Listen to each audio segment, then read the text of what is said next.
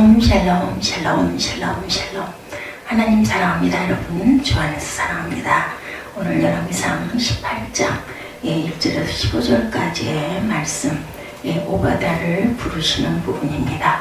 그리고 7,000명의 의인들에 대해서 말씀하고 있는데 하나님의 귀한 뜻을 우리 저희들 묵상해 가도록 하죠. 엘리야는 야훼 말씀을 따라 행동하죠. 가뭄이 계속된 3년째 하나님은 다시 비를 내리게 하시겠다 하며 이를 아합에게 전하라고 하는데, 아합을 만나러 가는데 이사야에 존재하는 인물이 등장합니다. 오바댜죠. 오바댜는 여호와의 종이다 라는 뜻을 갖고 있습니다. 여호와의 종. 이런 그대로 여호와 신앙에 신실한 사람. 왜 여기서 오바댜가 등장했을까? 얼핏 보면 엘리야가 그냥 가서 얘기하면 될 텐데, 아합과 맞서 싸웠던 사람은 엘리야 한 사람인 것처럼 보이지만 갈멜산 싸움에서 바알과 아세라 선지자들이 850명이고 엘리야는 혼자였습니다. 여러분들 상상하시고 추측하시면 그럴 수도 있었겠구나 그렇게 생각되세요. 저는 생각이 그렇게 되지 않습니다. 정말 혼자였을까? 아니었다라는 거죠. 오바댜가 있는데 오바댜가 숨겼던 여호와의 선지자들을 100명이 있었습니다. 하나님은 나중에 엘리야에게 내가 이스라엘 가운데 7,000명을 남기리니 18절에 바알에게 무릎을 꿇지 않냐고 바알에게 입맞추지 않자라고 말씀하고 있습니다. 7,000명의 의인들이 있다라는 거죠. 그래서 엘리야는 혼자가 아니었습니다. 자기 혼자의 일을 감당한다고 생각하면 그 무게감 때문에 아마 두려워서 쓰러졌겠죠. 엘리야가 갈멜산 전투에서 승리하고 로뎀나무 아래 죽겠다고 했던 이유가 바로 혼자 남겨졌거늘 이 부분입니다. 15장 10절에 이렇게 말씀하고 있죠. 우리는 혼자가 됐을 때 굉장히 두려움을 느낍니다. 그런데 여러 명, 둘이 되고 셋이 되고 넷이 되면 아주 그냥 의기가 양양하죠. 우리 친구들도 보면, 남학생들도 보면 여학생들 사이에 혼자 지나가는 거는 쑥스러워하지만 친구들이 두세 명만 있으면 아주 그냥 의기가 양양합니다. 그런 걸 봐도 우리가 알 수가 있죠. 하나님의 역사는 세상의 모든 개혁이나 회원이나 진보나 혼자 힘으로 이루어지지는 않습니다. 우리에게 사람을 하나님께서 붙여주신다 이렇게 얘기하죠. 그리고 또 우리는 그것을 믿습니다. 그때는 몰랐는데 지나놓고 보면 하나님이 이 사람을 붙여주셨구나 이렇게 생각할 때가 있습니다. 우리 인생의 문제도 내가 혼자 가고 있다고 생각하면 굉장히 힘이 듭니다. 함께 지는 사람이 분명히 있다. 예수님이 함께 하시겠다고 말씀하시죠. 때로는 배우자가, 때로는 자녀가, 때로는 믿음의 형제들이, 때로는 전혀 알 수 없었던 곳에서 우리와 함께하는 사람들이 있습니다. 이런 공동체성을 믿을 때 우리는 우리에게 주어진 과제를 포기하지 않고 성공적으로 감당해낼 수가 있는데, 교회도 또 하나의 가족이듯 민족도 가족이죠. 큰 가족입니다. 민족 공동체성이라는 것은 내가 힘들고 어려울 때 나의 짐을 지어줄 수 있는 가족 같은 공동체를 말합니다. 민족 공동체성이 있는 민족은 행복하죠. 이런 민족이라면 민족을 위해 자기를 희생하는 것을 아까워하지 않을 것입니다. 사회를 바라보는 눈도 마찬가지죠. 세상은 악으로 가득 차고 그리고 모두 이기적이지만 또한 꼭 다 그렇지만도 않다. 세상에는 숨어있는 의인들이 많이 있죠. 이들이 이 세상을 살만하게 만들기도 합니다. 오바댜는 우리가 눈여겨볼 필요가 있죠. 바알 우상의 압제하에서 신앙인이 어떻게 살아야 하는지를 잘 보여줍니다.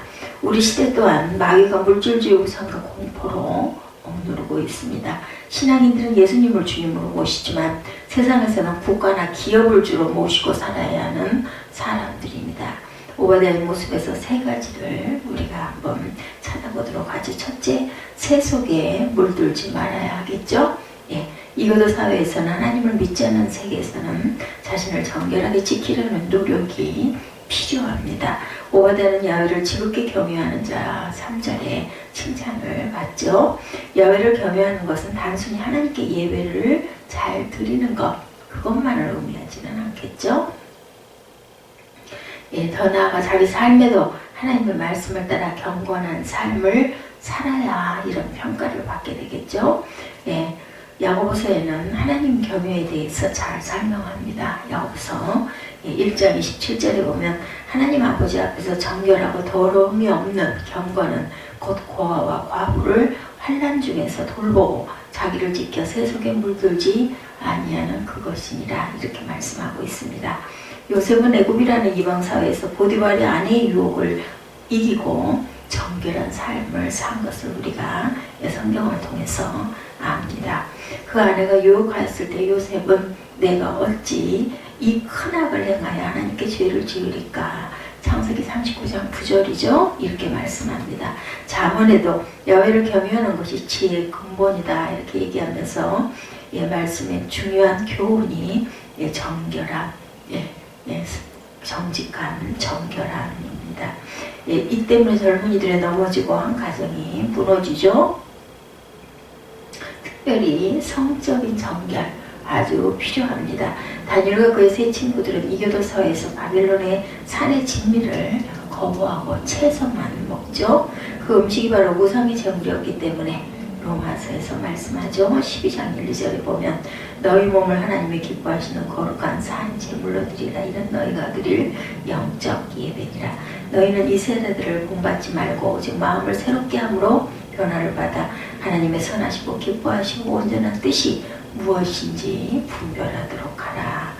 신앙인들은 세상에서 정결한 삶을 살아야 됩니다. 성적 정결은 기본이죠. 말할 것도 없습니다.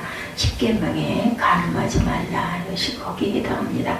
아직도 우리 사회 남성성과 권력을 이용한 성추행이 근절되지 않는데 권력의 정점인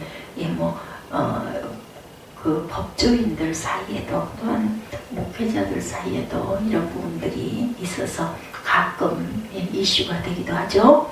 우리를 더 곤혹스럽게 만들었던 것을 폭로해서 드러나는 가해자, 그런 그 법조인들의 세례식 간증 때문이었다고 그러죠. 우리가 다 아는 어떤 대형교회의 성도였다고 합니다. 그래서 그런 영상들이 가끔 방영이 되기도 하죠. 예수를 믿지 않고 살아온 자신의 죄를 회개하고 새 삶을 살게 된 것에 대한 감사의 고백, 이것을 하는 어떤 간증 영상에서 자신이 깨끗하고 성실하고 열심히 살았지만 억울한 누명으로 떠났으며 하나님께로부터 위로와 힘을 얻었다 이렇게 고백하는 부분이 있습니다. 그 영상을 보고 그에게 성추행을 당한 기억으로 괴로워했던 어떤 검사가 분노를 느꼈고 이를 방송국 인터뷰에서 폭로하는 사건이 수면에 드러난 사건도 있었다 그러죠.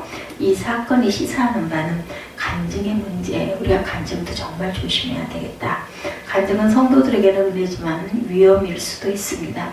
간증의 과장이나 위선이나 책임질 수 없는 결단이나 고백이 실릴 수도 있기 때문에 처음 믿는 초신자들이 굉장히 조심해야 될 부분이다. 또한 간증의 상호파를 경계해야 되겠죠. 성도들에게 은혜가 된다고 해서 한 사람의 인생을 이용하려는 교회 형태는 또한 문제가 될 수도 있습니다. 둘째는 간증의 그 행동, 간증에 나타나는 그것보다는 행동이 굉장히 중요하다. 회개했다면 하나님과 화해만 중요한 것이 아니라 자기가 잘못했던 당사자에게 가서 직접 용서를 구해야 되겠죠. 그의 권리를 회복시켜주는 그것이 또한 회개일 수 있다. 또한 삶의 정거장을 통해 변화된 모습을 보여야 진정한 회개가 되겠죠. 비록 예수 믿기 전에 악행이었다 할지라도 결국은 그는 기독교를 대표하는 인물이 될 수도 있기 때문에 내 삶에서 먼저 세속과는 다른 모습을 보이지 않고 어떤 선교도 어떤 진리의 말도 공허하게 된다는 것. 둘째, 능력이 있어야겠다. 가뭄이라는 문제가 떨어지죠. 애굽에. 그것이 하나님의 심판일지라도 그 문제를 해결하기 위해서는 노력을 해야 됩니다. 아합이 의지하고 믿는 자는 오바댜였었습니다. 아합이 오바댜에게 이르되 이 땅의 모든 물건과 모든 내로 가자. 혹시 꼴을 얻으리라.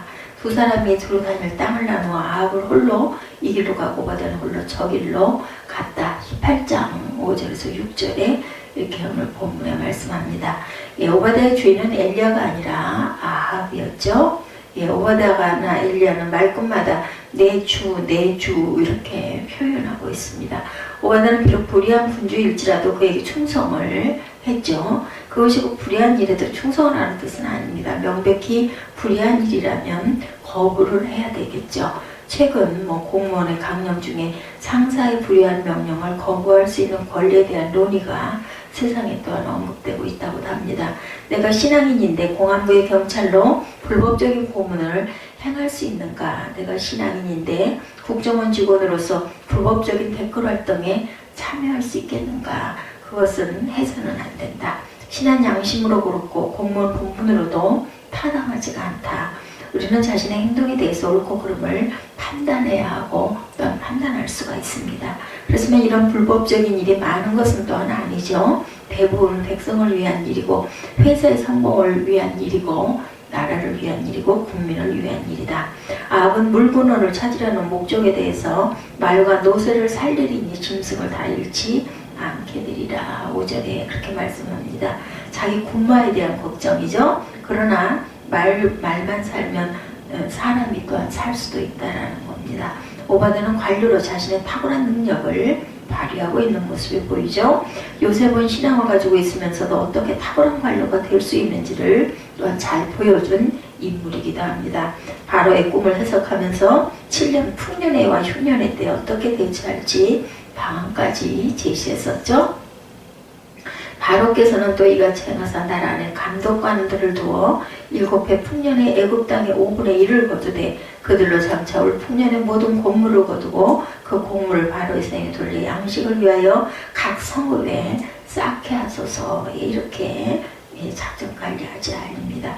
이와 같이 그 곡물을 이 땅에 저장하여 애굽 땅에 임할 7해 흉년에 대비하시면 땅이 이 흉년으로 말미암아 망하지 아니하리라. 창세기 41장에 이렇게 요셉이 바로에게 알려주는 부분이 나타납니다.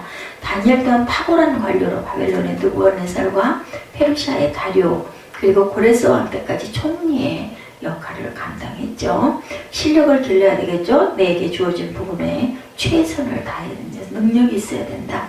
자신의 고용주나 나라를 위해 충성을 다하는 것이 신앙인의 마땅한 삶의 자세다. 그리고 또한 셋째는 선한 일에 힘써야 되겠다. 오바댜는 야훼의 선지자 100명을 50명씩 불 속에 숨기고 먹을 것을 주었습니다. 아주 굉장한 일이죠. 100명을 먹인다는 게 그 시대에 더구나 교통수단도 없는 시대에 굉장히 힘들었을 것 같습니다. 이 많은 사람을 몰래 먹이는 일은 또한 몰래 먹여요. 하물며 엘리야가 아합에게 자기의 존재를 알리라고 했을 때 오바댜는 3번이나 자기를 죽이려고 하느냐고 두려워합니다. 그만큼 그동안도 생명의 위협을 느껴왔기 때문이죠. 이런 위험은 주는 나의 피난처라는 책의 주인공 코난 벤붐 여사 여러분들 아시죠? 경험했던 그런 일이기도 합니다. 2차 세계대전 중에 코리덴봄의 가족은 네덜란드인이었음에도 불구하고 독일군 몰래 유태인들을 숨겨주죠. 이 일이 발각돼서 이들 가족은 라벤스부르크 혐오스로 끌려가 고초를 겪고 가족 일부는 죽임을 당합니다. 한 생명에 대한 사랑이 이런 희생을 각오하게 하기도 만듭니다.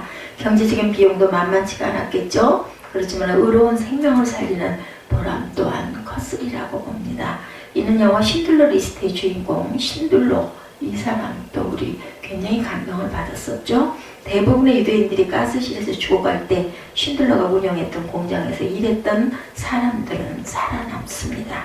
쉰들러의 공장은 군수품 공장이었고 쉰들러는 독일군 장교들을 매수하기 위해서 자기 전 재산을 팔고 쉰들러의 명단에 들어갔던 1100명은 다 살아납니다. 이 영화의 마지막 장면이 저는 굉장히 어렸을 때 봤습니다만 인상적이죠. 그렇게 살아남은 유태인들이 자기들의 금류를 뽑아 반지를 하나 만들어주는 장면. 그 반지는 한 생명을 구하는 자는 세상을 구하는 것이다. 이렇게 영문으로 기록되어 있습니다. 이 반지를 받으면 쉰들러가 통곡을 하고 울죠. 자기 자동차를 팔았다면 10명을 더 구했을 것이며 금으로 된 넥타이 핀을 팔았다면 한 사람을 구했을 것이다. 그렇게 하면서 더 살릴 수 있었어. 그리고 주저앉아서 통곡을 합니다. 오바닥했던 일이죠. 오늘날에도 이런 일은 주변에서도 많이 볼 수가 있기도 합니다. 세상에는 물질주의 우상의 폭탄이 떨어지고 있죠. 불평등, 경쟁, 비정규직, 그리고 실업, 빈곤 등의 현실에서 한국 사회에도 각자 도생이라는 말이 실감이 날 정도입니다. 이때 교회가 그들을 보호해주는 동굴이 되어야 되겠죠. 내가 운영하는 기업이나 조직이 이런 위험으로부터 사람들을 보호하는 오바다의 굴이 되어야 되겠습니다. 오바다는 7,000명의 의인 중 하나였습니다. 반대편에서 싸우기는 쉬웠겠죠? 그러나 그 안에서 신앙을 지키며 하나님 일을 하는 것은 쉽지 않았을 것입니다. 오바다는 하나님이 원하는 의인의 모습입니다. 주님은 이런 의인들과 항상 함께 하신다는 것, 이런 의인들이 있기에 세상은 살만하고 아름답다라는 것, 주님은 의인들의 보호자이시고 엘리야나 사르밧과 아브나 오바다의 보호자는 여호와 하나님이시라는 것을 우리가 깨닫고 갑니다. 다윗도 코르덴 봄 여사도 고백했던 바는 주님이 나의 피난처시다, 이런 고백이었었죠. 주님은 우리의 피난처가 되셔서 모든 폭풍과 두려움으로부터 우리를 늘 보호해 주십니다. 단지 영적인 위로가 아니라 먹을 것과 입을 것과 필요한 것들을 공급해 주시죠. 우리가 직장에서 벌어서 부모님이 벌어서 내가 잘 먹고 사는 것 같지만 사실은 세월이 쭉 지나면서 돌아보면 하나님의 인도이셨구나라는 것을 우리가 알게 됩니다.